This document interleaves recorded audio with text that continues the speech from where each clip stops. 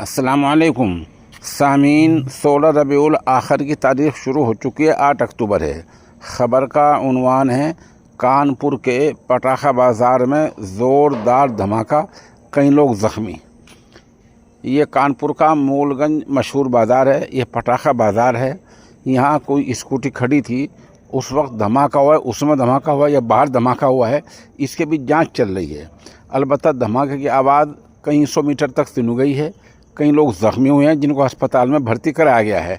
आला अफसरान और मुताल्लिक़ा टीमें जांच के लिए मौके पर पहुंच गई हैं।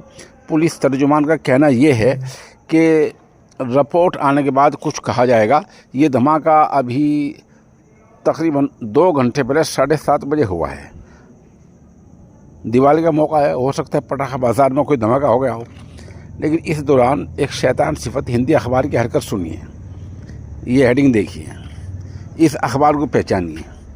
इसने हेडिंग में ये भी बताना ज़रूर समझा कि ये धमाका मरकज़ी मस्जिद के पास हुआ है। इन धमाका बाज़ार में हुआ है, बहुत मुमकिन है मस्जिद आसपास हो, लेकिन हेडिंग में मस्जिद बताकर आखिर ये अखबार बताना क्या चाहता है। ये अखबार का नाम है अमर उजाला।